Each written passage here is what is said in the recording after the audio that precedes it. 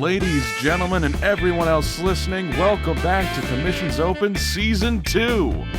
Character design for the set by Doida Flower on Twitter. Promotional art by Andromeda_Snow on Twitter. Icon created by Shy Starfall. Commissions Open logo created by Melodic Scavenger. And tonight's guest, the memer mashup artist who makes music you didn't think would work quite well together, and the admin behind Implying Music is Good, it's William Maranci. And here's your host, Doc Conrad.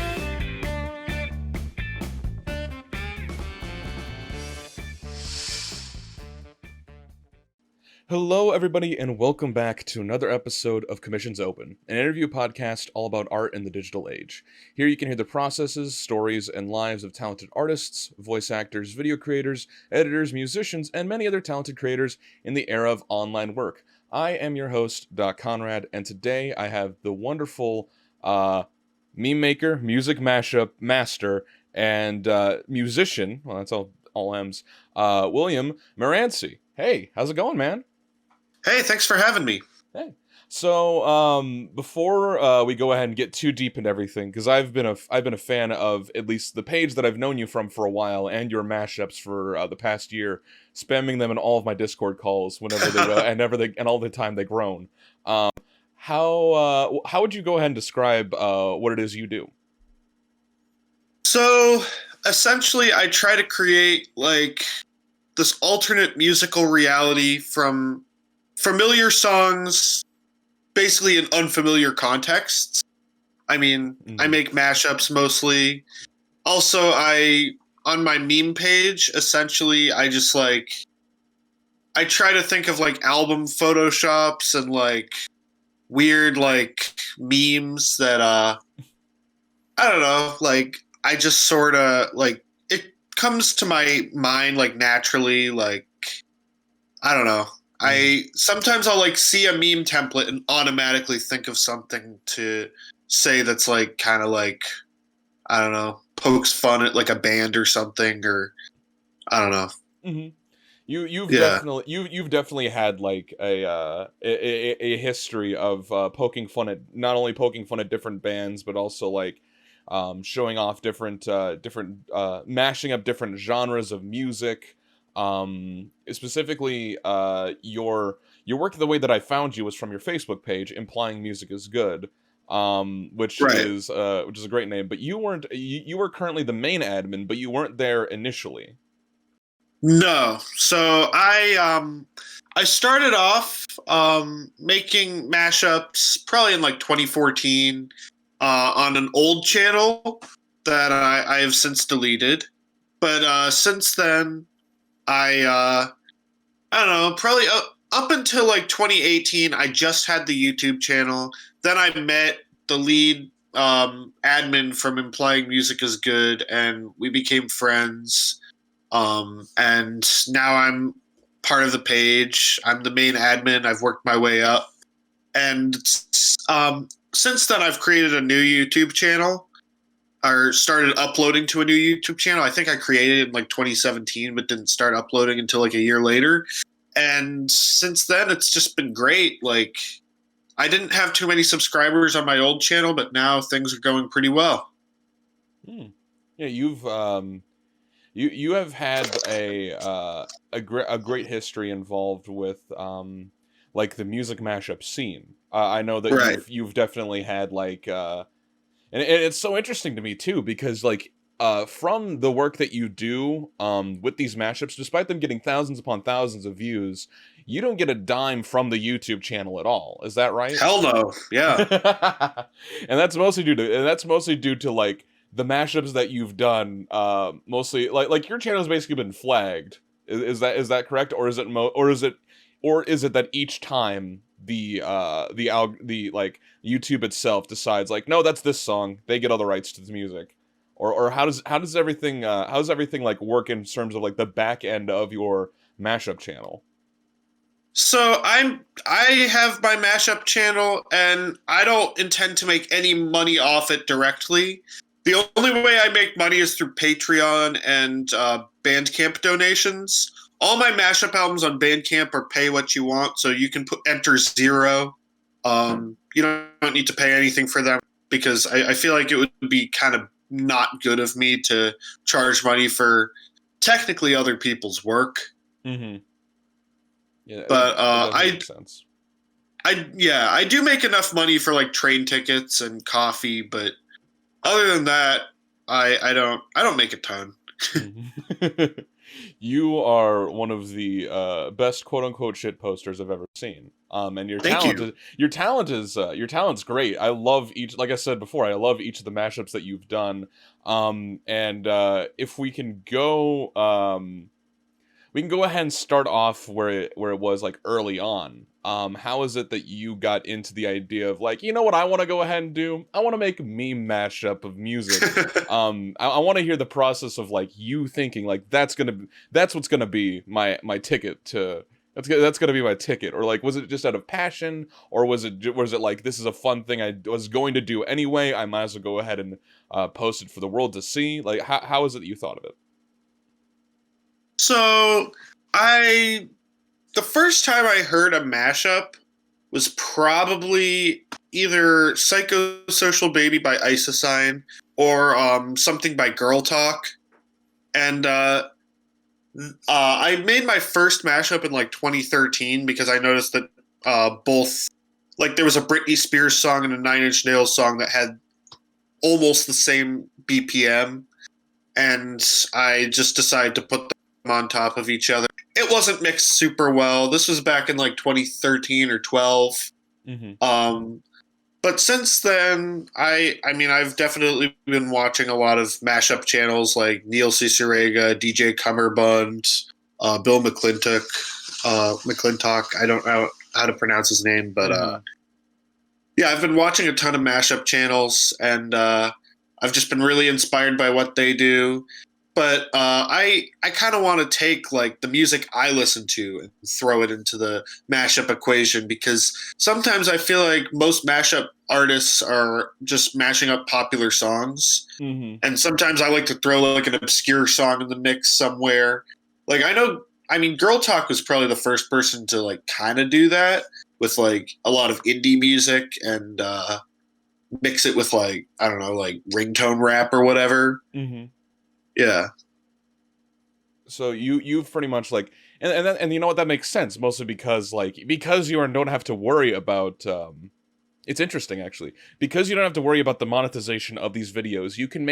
This is essentially a passion project that you've done where other people can enjoy, but you can also make pieces then which like you personally can enjoy, so you don't care about like as much compared to other YouTubers the views and the grinding out for these sort of things. This is like fully passion going behind all these things. And of course, like it's important for other people to listen. But if you wanted to bust out something that like nobody and that is nowhere near the main popular stream, you can go ahead and do that just because of like the unique position you're in. Is that how you think of things, or do you think of it in a different way? So what's interesting is that like I don't know, I feel like I'm no stranger to like obsessing over view counts and sub counts, but I also know that like they're like I could upload like a mashup a day that was subpar.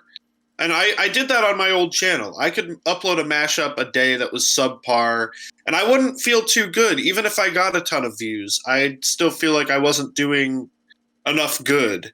But I'm trying to really put effort into my sound quality, um, put effort into like the like quantization, like lining up the beats of each song. And I mean, I do really care about view count.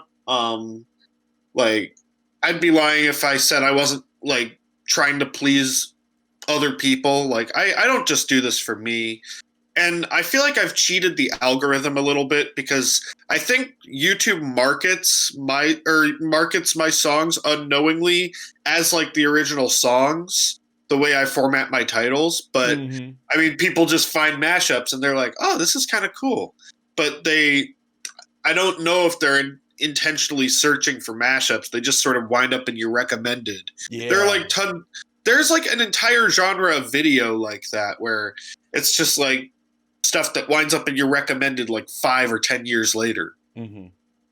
Yeah, I've definitely seen that. I wasn't gonna go ahead and watch this video about an individual about the woodworking of a Japanese like floor, but I guess I will now because it's in my recommended. Like Right. you're that sneaking in because it's if we want to get like very big brain technical about it, you have done popular songs in the past, especially like stuff that has been like very very big, either that would be like big name artists or whatever, and then they go ahead and see I think it's like two parts of YouTube that are fighting each other, like the music side as well as like the algorithm side, where the music side says like it reads the title and it's like, okay, that's this artist and we recognize it, so it puts it below, but it also then sees that like it's getting a ton of views all of a sudden from like your initial subscriber base. So it's like, oh, it must be new, even if it's old. And then people also click on it because they recognize it because it's old, and then they also recognize it because it's a mashup. There's like so many levels that are going on behind the YouTube algorithm, like figuring everything out with your channel. I think it's like insane. But why don't we go ahead and talk a bit about like your let's go ahead and talk a bit about like the like you starting off initially with music, because I'm guessing like the mashup scene is something you got into a little bit either was your mashup scene like your first idea of making a mashup before your first idea of creating an original piece of like music, or was it afterward? How did that go about? Mashups came second. Mm-hmm. So I started taking music seriously when I was like 13 or 12. But before then, I was basically just a drummer, and I knew a little bit of piano. I had been drumming since I was 6. And it was basically the instrument. It's still the instrument I'm the most comfortable with playing. And I do have perfect pitch, basically, that I developed from piano. So I can like determine like what note on a piano is which from not even looking at the keys. Mm-hmm. And from that, I can like hear songs in my head on top of each other. So, I mean, I didn't know, like, I wasn't initially setting out to be a mashup maker when I was younger. I wanted to make original music, and I have a ton of original music from before I started making mashups that is in the vaults somewhere. But I didn't set out to be a mashup maker, but I feel like that life kind of chose me. Mm-hmm. Yeah.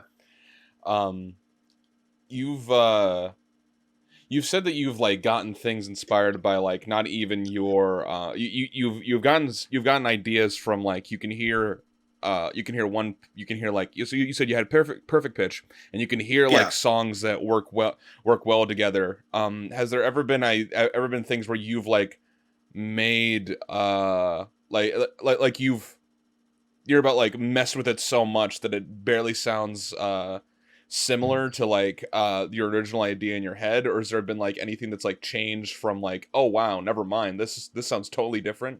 Like how's that process go for you? It depends. It basically goes, either of those processes sometimes happen.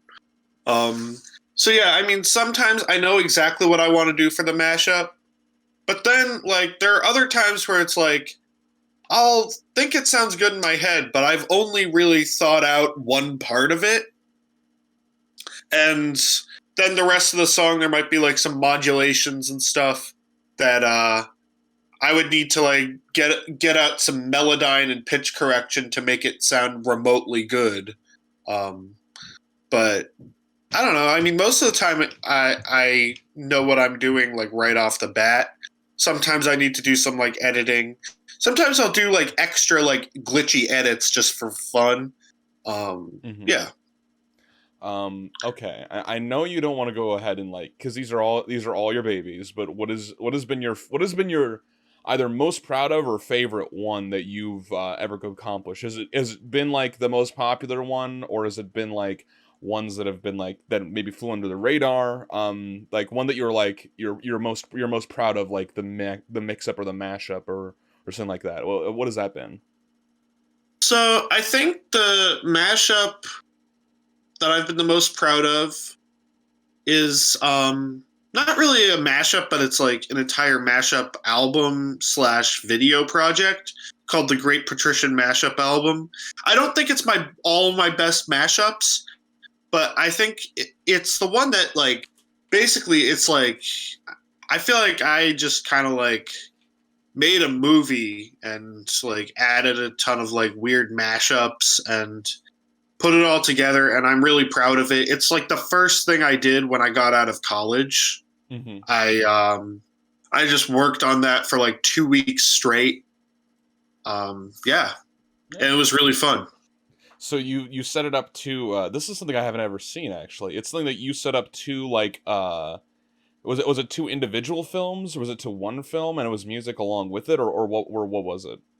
It was music along with like a mashup music video that was like 30 minutes long, and it took me 2 weeks to make.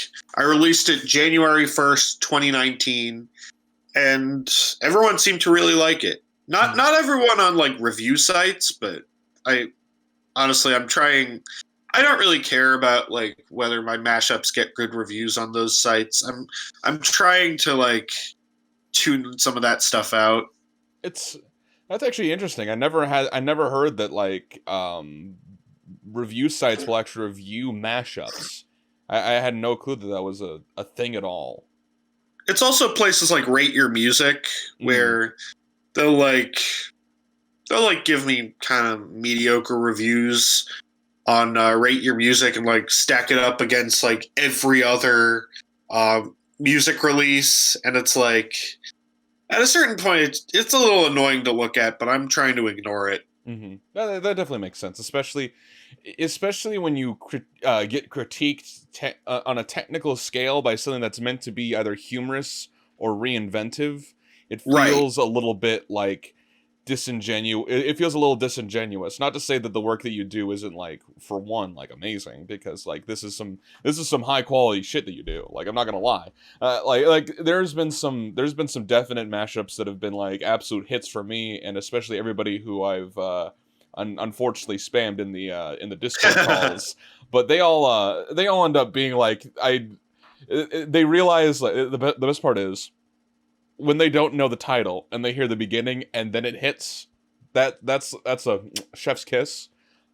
So you have a really good way of pacing that some a lot of points, and I think that comes with like a lot of what you do. Is would you say that like pacing is also an inclusive part of this? I think so. And I also think that like I needed to make like a million bad mashups before I made a good one initially. And I think now my track record has gotten a lot better.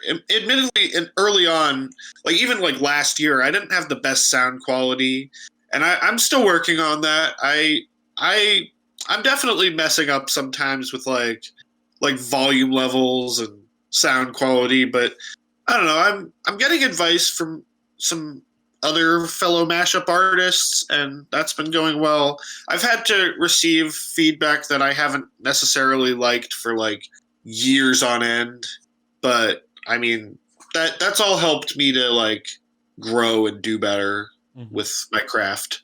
Yeah, that definitely makes sense.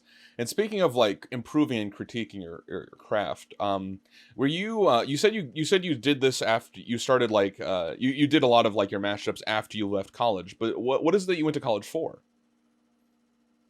Music. I went to Berkeley College of Music, which is pretty close to where I live. Um, and I studied basically just like this all-encompassing. It was an all-encompassing major where you could like take whatever classes you wanted. But I wound up with a Bachelor of Arts in Music. I haven't really used it for anything, but I probably will. Yeah, that's something that's like interesting to go ahead and hear. Like, is there in terms of like going from college to being a meme master on the internet? What is the overlap? Like, is it zero? Is it like you learned some things you kind of learned in college to applying it to today, or is there like, did you, or at this point in your life do you feel like, oh man, that was a lot of money, you know? And that was um, I definitely learned how to network in college. Like before college, I went to a private school with only 90 people in the entire school, Mhm, um, for high school. mhm. And so I didn't really know how to like network or like put myself out there. College kind of taught me that. And since then I've been pretty good at like marketing and stuff like that. I didn't even study marketing in college, but somehow I did just fine with like picking it up. Hmm. So if so basically like the important part of it was the social aspect of college to go ahead and teach you things involved with marketing yourself better. Yeah, I mean, I'd be lying if I said I didn't learn anything like musically. I mean, I Mm-hmm. certainly did, Mm-hmm. but I mean, I didn't really want to. I wasn't really super invested. Like, I didn't get terrible grades or anything, but I was more focused on social stuff, admittedly. Mm-hmm. Um, yeah. That definitely makes sense. A lot of times, college is meant to be centered around like the paper at the very end, rather than like teaching two technical skills. Especially with some things how things have been antiquated. But that's not a rant on that. This is a rant about you. Um, Yeah. yeah. How let's go ahead. Let's see here. You've also made like had certain you're followed by a Psy, which is one of my favorite. Which is one of my favorite. Like he's a for those of you who don't know, he's a guitar hero. Like guitar clone hero. Yep. Yeah, he's a clone. He's a clone hero. Twitch streamer, and I'm guessing he's like played quite a number of your mashups. Those are some of my favorites that you've done. Did As you? far as Oh, sorry. oh, You as go far ahead. as I know, he's only done one. Mm. And was that the Britney Spears toxic one? No, it The was or Metallica. Oh, really? I thought I could have sworn I might have seen him do that one. That one was pretty popular. Oh, Your the Kanye West one. toxic. Oh, I let me see. Toxic.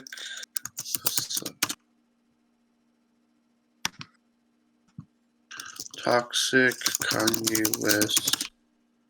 Yeah, I was looking at your most popular on your channel. It's like I didn't know if I didn't know if he did that one or I didn't know if he did that one or not. That one might be a maybe a mistake. I was talking about it being like your most popular one that you've done. Your Britney Spears Toxic, but it's powered by Kanye West.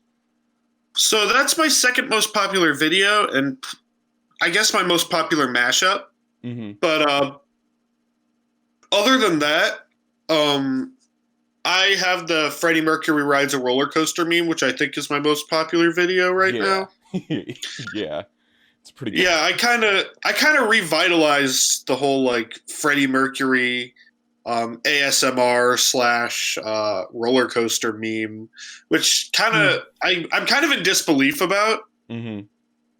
Yeah. You were yeah, that was a year ago. Yeah, that meme's been around for like in terms of like it's varying it's like varying how do I put this? It's been around for like not that long. Like you might be the first one to Hmm. do were you the first one to do something like that, or did you like turn it to something like turn it to something else, or did you get it inspired by something like the mix up of the what was that one? The one where it's Ian Smashing Curtis. Pumpkin, yeah, the Smashing Pumpkins one that screamed the the roller coaster meme. Interestingly enough, the Smashing Pumpkins one came before, but it didn't get popular until after my video. Huh. It's confusing. Yeah. Memes are weird. I don't know how they Yeah. work. Internet's weird, man. Yeah.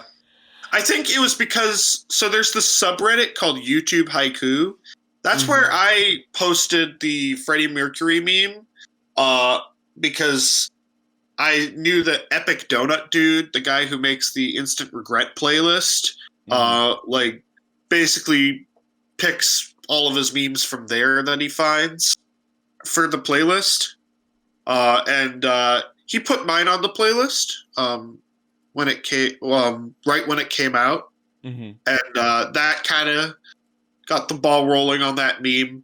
I just came up with that, like the video, like after watching the Ian Curtis one. I made the entire video probably in like, well, geez, like 10 minutes. That's probably the shortest amount of time I've ever worked on a video. It's gotten that big, and for those of you who don't know, the instant regret was it the instant regret when clicking on this playlist? Instant really regret clicking this playlist. Yeah. That one is like, its meme status is quite legendary. Because it will just randomly pop up in your side recommended, all of the time. And if you do, it's just like thousands upon like obscure, sometimes offensive and very hilarious memes that just pop up. And you got into that from you got into that. Was it because you know that, or is it because you got into YouTube haikus and posted there? So I got into YouTube haiku, but I found out that Epic Donut Dude was curating the Instant Regret playlist with by like going to YouTube Haiku and looking for videos. So the Freddie Mercury meme, it got on there. That's the only meme that I have that stayed on there. There was one other one, but I think he took it off because it didn't really fit the playlist eventually. But you gotta keep things fresh, you know. That's how. Right. And but I have been a regular on his mashups that should be actual songs playlist. I've been on there a few times. Yeah, there's been you've had quite a number of mashups that have like legitimately transformed a song into like not only a totally different like feeling or mood, or like reinvented something different from between the two. Is there any that like come to mind when you think like, oh yeah, if these two wouldn't fit like at all? I know I keep like trying to find highlights because you have an extensive list from LMFAO, Party Rockin' But It's Time by Hans Zimmer, which has been recently like uploaded because like there's been issues with getting that up there because of I'm guessing the Hans Zimmer part. I just re-uploaded it. Yeah. Like not even like 2 hours ago.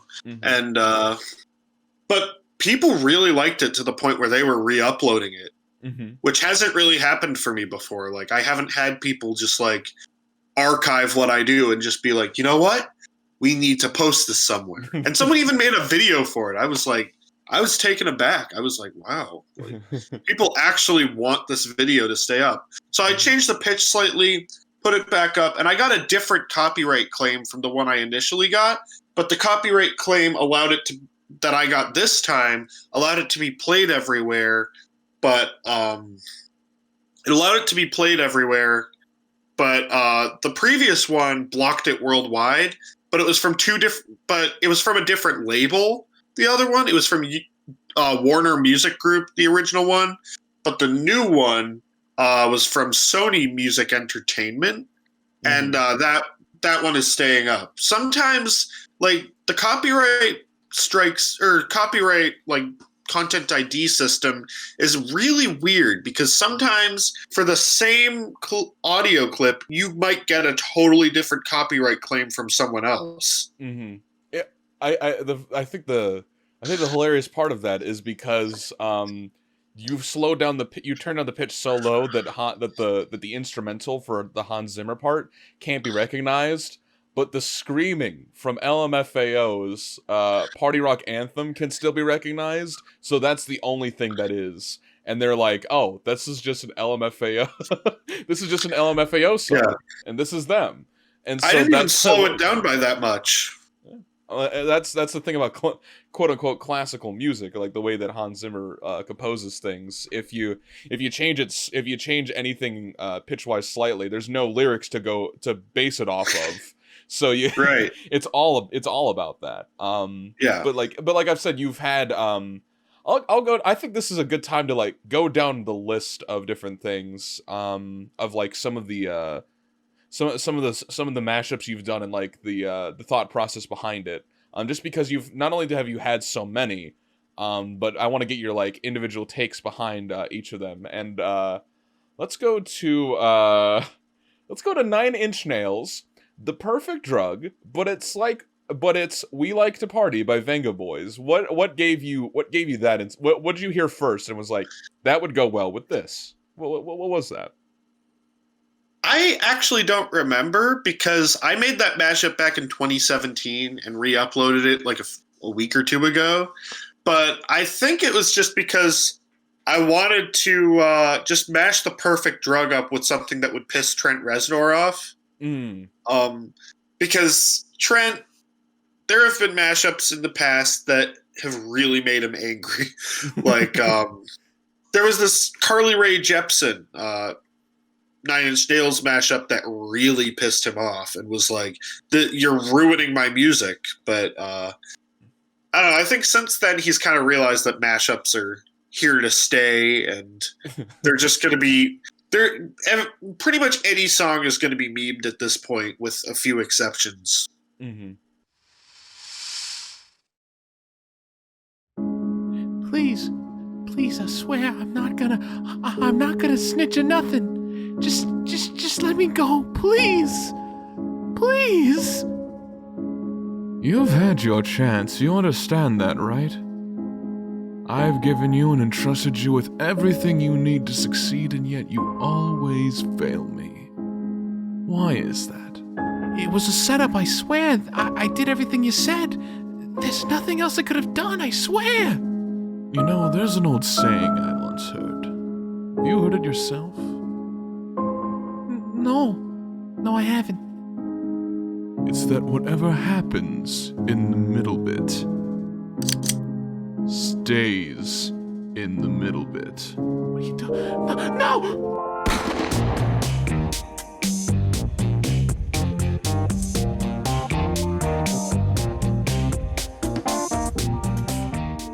Hey everybody, welcome back to the middle bit. I'm your host, Doc Conrad, and let's get things started, shall we? If you didn't know from the last episode, I have been streaming live on Twitch every Monday, Tuesday, and Wednesday at 10 p.m. EST, and Saturdays at a random point in time. If you are listening to this right now, in fact, later on today, I will be doing a stream.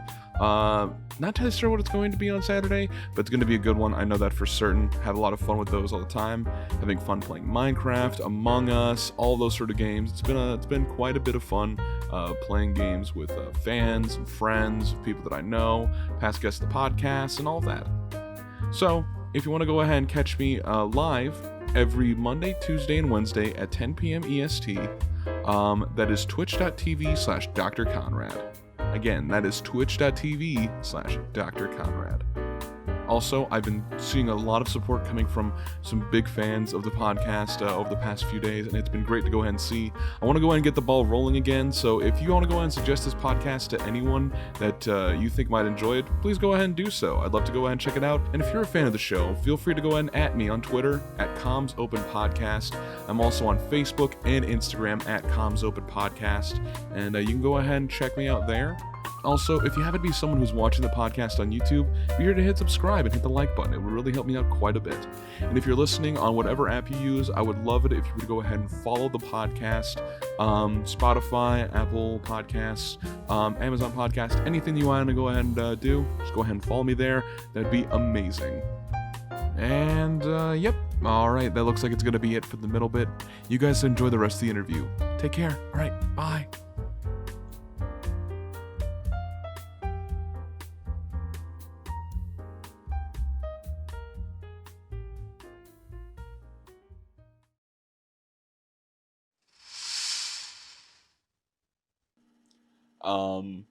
That's an interesting take behind it, like wanting to go ahead and piss off the initial artist.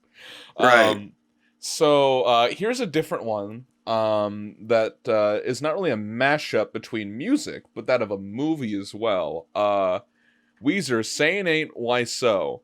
You took the song "Say It Ain't So's" backing instrumental and layered it with Tommy Wiseau's you picked out individual portions of the room to make it sound like he's saying "Say it ain't so," or at least take portions Yeah. that he does that. Why? I mean, I had done one with Bohemian Rhapsody like 2 years ago with The Room because I found out that The Room script is available. Oh, so you went through the script and then found the timestamps and found it from there? Yeah, basically. Wow, I had no idea. That's like the brainchild behind that was from that initially, but Weezer's one of those bands that you could just everybody could just shit on. As somebody who's a big fan of Weezer, I fucking hate Weezer. Same. Yeah, Yeah. yeah, yeah. Let's go ahead and see here. Another this we'll go a little bit more rapid fire.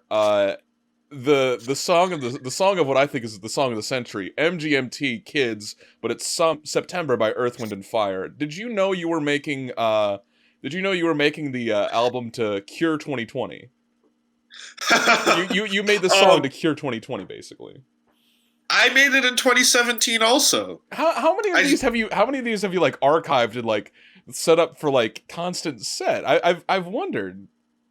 Let me just double check because I think the last few videos that I've uploaded are all from 2020. Most of my videos from 2020 are from this year, but let's see. The past 5 mashups that I've made are all from 2020.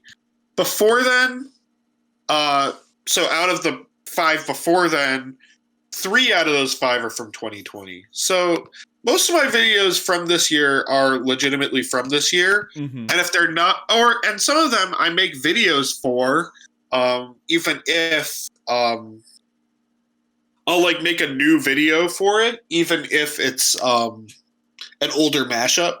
Yeah. Like the MGMT one was a video of two live concerts that they both did. Yep. Yeah. So and my apologies then. How did you make the mashup of 2017? And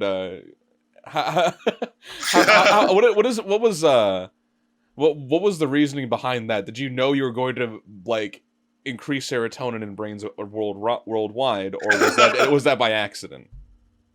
I knew they were both in A major, so I know that another thing about September by Earth, Wind and Fire, it's kind of blue, like the melody's kind of like, or like the chord structure's a little bit like outside of A major, like it's a little mixolydian, but eventually it's like you realize that the vocal melody is not really like it's just kind of major and happy when the chords are a little more like bluesy or like rootsy. Yeah. So you can put it basically works with any song in A major. The vocal melody. And you think that that's the majority of the reason why a ton of different like artists have been able to mash it up with sort of things, because it has that universal tone of being able to fit in that? Yeah, and I mean another major song that's like that is All Star. Because the chord structure of All Star is actually kind of weird. Like there are parts where it's like going a little bit outside of the key of F sharp major, but the melody is like so universal, and it's in major. It's mostly the F sharp major pentatonic scale, which is the major pentatonic scale is used in a lot of music, and you could just throw All Star over pretty much anything. Mm-hmm. And it gives it that it gives it that not only is it because it's so bad it's a so bad it's good sort of thing now, where Right. like just because and you've I'm guessing you've experienced this before, just because a song can fit and everything doesn't mean it's like good enough or funny enough or works well enough to like fit and everything. But All Star and September are able to do those things because one's like high quality and good enough to do so, and the other one's so bad it's good that it can do so as well. But Yeah. let's go ahead and talk a bit about let's go ahead and talk about what's another good one that I can go ahead and just bring up. Ooh, you've done mashups involving also Death Grips and Super Mario 64. Um, Yes. at the very least, I see two right here. At least Yeah. on your main page, and I'm guessing you've probably done some more things involved with it. You've done a ton of different um, different rappers mixed with video game music as well. Kendrick Yeah. Lamar, King Kunta with Mario Kart Wii music, Bobby Shmurda with Super Mario Galaxy, Bonfire with Banjo Tooie. Like a lot of rapping has been done with video game music, especially. Right. Why do you think that is? Like, is it just like is it in your mind those two things are connected, or is there like a bigger a grander scale thing of like a technical side to the reason why a lot of video game music is able to be mashed up with rap? Um, because there's like always like a main rhythm to the melody in a video game song. A lot of them are like super like upbeat, um or like boss themes are like a good chunk of them are a little faster, and sometimes like if you have like a rapper who's rapping kind of fast, or like um like doing something like with a similar rhythm to like to like the rhythm of like a boss battle, or like even just the main theme to a video game. Mm-hmm. If you just have a similar rhythm, that's usually enough. Mm-hmm. That's interesting. I it's something that I never really realized is something that you've done quite a bit involved with that Yeah. with like video game music. Have you personally noticed like you do a lot of like you do a lot of video game mashups, or do you or are you just like that's another one off the list, time to go and move on to the next? Oh, I mean, I do. The thing is, like, I'm not actually super into video games. I just like I had a GameCube when I was a kid. I still play some N64, but I'm not really a computer game person. But I've done a few computer game mashups. I didn't even really play Super Smash Bros, but I did a Brawl mashup. Um, there's some games where I like the soundtrack, but I haven't actually like really immersed myself in the game, like Minecraft. The Mm-hmm. Minecraft OST is great. You don't even need to like the game in order to like the soundtrack too. Mm-hmm. Um, yeah. Yeah, I can definitely attest to that. There's some bops that C4 18 has made. Oh yeah. Yeah.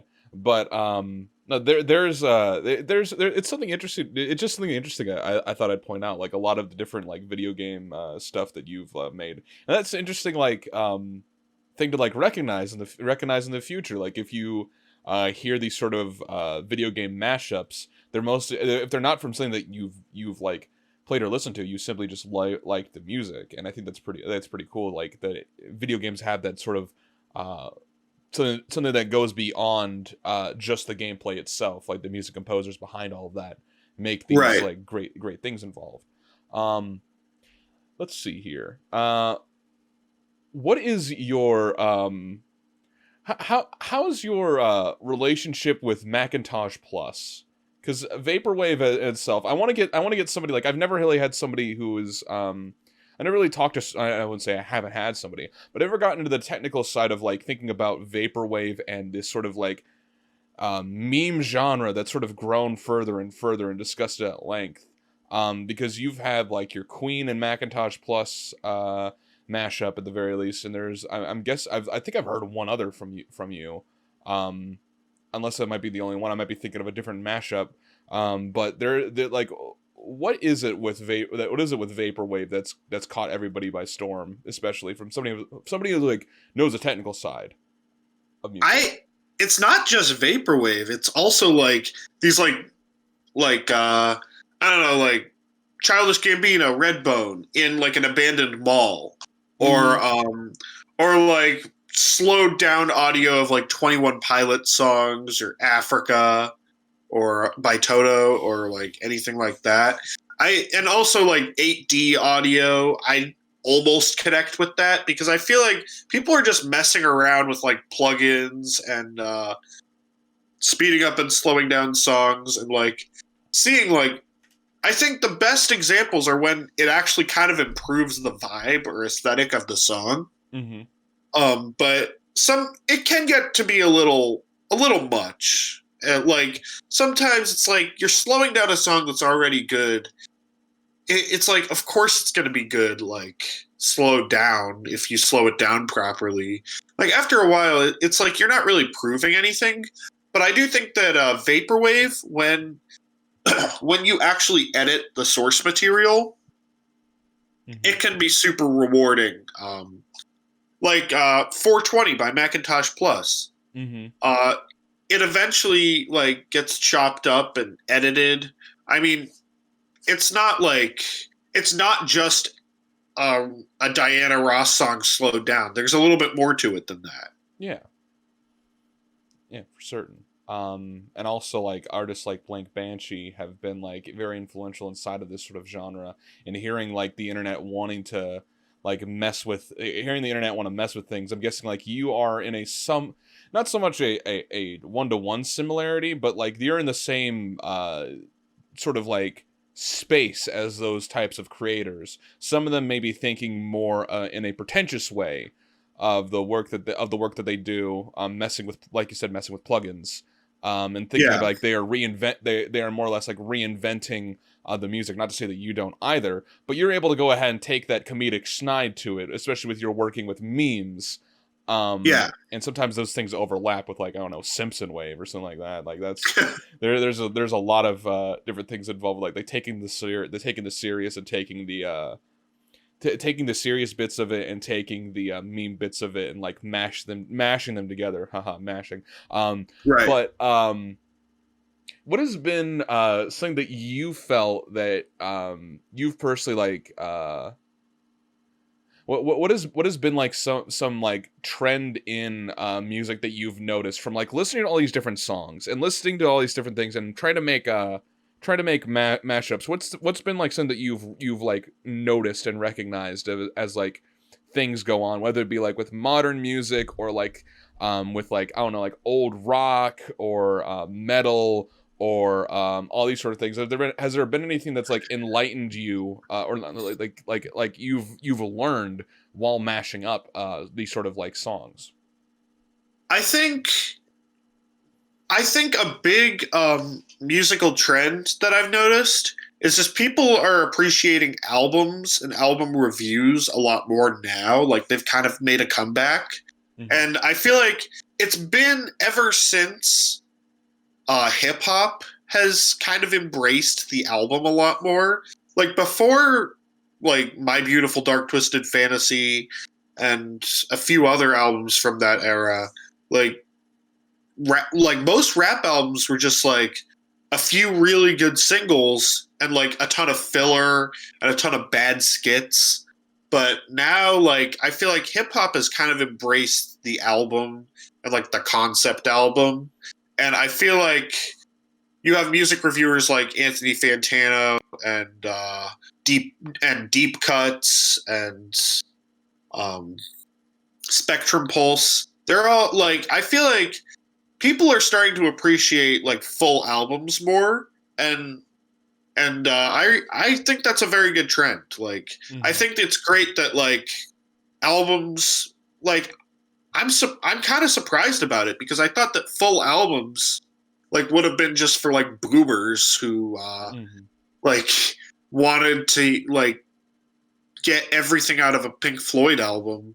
Yeah. But now I feel like hip hop has embraced like the full album format and just music in general. I think before like people like Kanye West. You had like I think indie rock was bringing back the album a little bit, but indie rock has kind of had like an identity crisis this decade. And I mean indie. I mostly listen to indie stuff from like the 2000s and 90s, and but a lot of bands and artists have just kind of like not really done super well this decade in that genre. Mm-hmm. And but that's been something that you've noticed for quite a while, right? I mean, I've just noticed that like hip hop has kind of taken everything that made like that. Like, I feel like people who cared a lot about indie music in the 2000s now, like, I feel like hip hop heads are kind of have a similar mentality to all the current hip hop that's happening. Like, I think hip hop has really taken over, and I'm really happy about it. It's about time we had something like fresh and just like powerful and innovative. Mm-hmm. It's about time we had that this decade, and I think by the end of the decade, I think hip hop is now like probably the musical art form of the present and future. Mm-hmm. I definitely agree with you there. There's a lot to be said about that. Not to say that like streaming hasn't changed the way that things have been moving in terms of like streaming itself has been like a definite change for like the singles like era of like creating that still is alive and well today, including in hip hop. But like in terms of like creating a concept album and making it and to its fullest potential, there's definitely a lot to be said there. There's a lot going on, especially with different like especially within the hip hop genre. I'm glad to go ahead and see it because like full albums deserve to be listened to and enjoyed like a full piece of media. It's like a good if you do it well enough, it's like a good book or a good short story where you can just you can listen to the whole thing and understand like either a general theme or a concept, or it can fully tell a story like some of the bigger ones in the 2010s. I also noticed that like there are certain like movements in hip hop that kind of remind me of first wave punk. Like a lot of trap albums or artists, a lot of trap artists, I feel like just have that one like album full of fire, full of bangers, but they can't really keep it up. I kind of like there are a lot of first wave punk acts that just sort of flame out and don't really drop anything like classic, or they just break up after like releasing maybe like one or two classic albums. Mm-hmm. Yeah, that's definitely been something I can see. Not so much from collectives, but like there's definitely like some single rap artists that have been doing stuff like that. But yeah, I want to go ahead and say we're starting to run on the end of things. I want to go ahead and quickly ask: is there I want to go ahead and get to know a little bit more about you, William. A lot of the time we've been talking about your technical skill, your understanding, your well-versed, deep understanding inside of music, as well as your hilarity as a mashup and meme maker.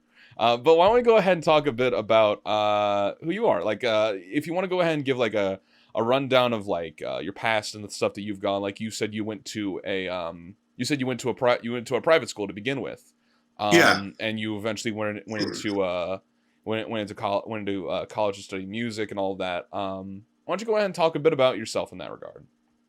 So, I grew up and I'm still living in the house that I grew up in. I moved here when I was 6 to Needham, Massachusetts. Before then, I lived in Brookline, Massachusetts, and Somerville, Massachusetts. But now I live in Needham, which is just outside Boston. I lived in Boston briefly during college, and since then I've moved back in to the house I grew up in with my parents and my sister. Things have been like fine. I do have like some serious like depression, and I also like I mean, I've had some serious problems with like my education. Like the private school I went to was because I couldn't really handle public school, and I private school wound up having its own batch of problems, Oh yeah. and they kind of took a toll on me. College kind of took a toll on me because I felt like everyone just thought they were better than me, and I couldn't really handle that.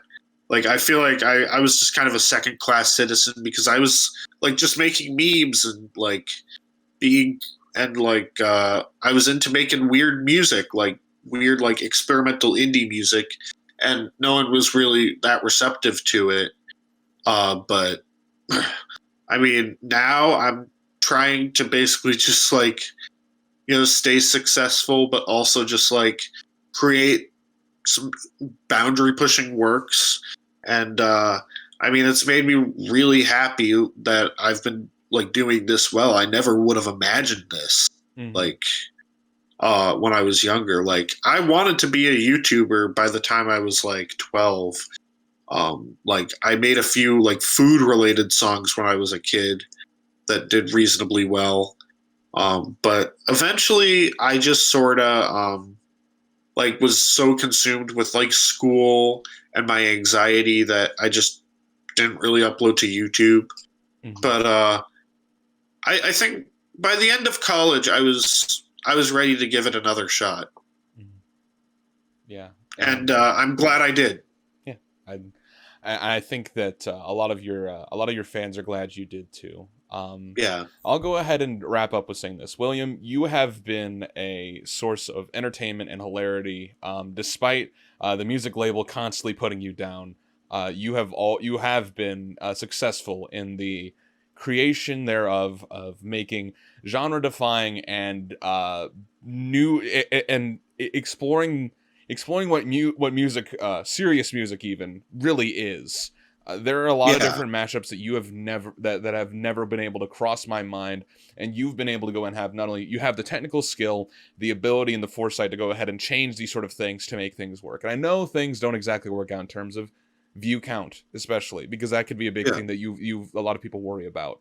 But I know that you've made it quite like a lot so far, and I know things can go ahead and be quite difficult, especially like as things keep moving forward with like constantly putting out work. But your Yeah. effort is recognized, your effort is appreciated, especially by the community of people who absolutely love the work that you've put forward. And you said before you had to go ahead and put out some stinkers to go ahead and get what you really want to go ahead and get to.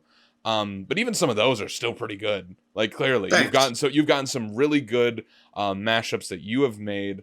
You're hilarious in your memes. You know how to go ahead and work a crowd pretty well. And you have given a lot of different people like inspiration to go ahead and hear music in a new light. And I'm glad to go ahead and be one of the be somebody to go ahead and let you know that it's something that you as somebody you as an artist need to go ahead and hear about. Thank you so much. Yeah, of course. There's nothing that I love more than seeing an artist who's creating things out of passion, and you're it's unfortunate, but you're definitely not making money off of any of this, especially Right. from the YouTube videos. So it's great to see this raw passion being made towards creating something for an audience despite not getting supported. So if you want to go ahead Right. and support William, you can go to patreon.com/William Maranci. And you can William go A. ahead. Maranci. William A. Maranci. I didn't see the little A in there. Patreon.com/William A. Maranci. And you can go ahead and support him right now. You can give him, you can go ahead and ask to review your own mashups as well. You have a series where you review other people's mashups. You can go ahead and follow him. You can go ahead and find him on YouTube, William Maranci. He's on Facebook, Implying Music is Good, as well as on Instagram, Implying Music is Good. And he's also on Bandcamp, where he releases his all of his mashup albums on there for any price, like he said earlier. And you can go ahead and enjoy that. And William, thank you so much for doing this. I really do appreciate you doing this interview with me. Thank you.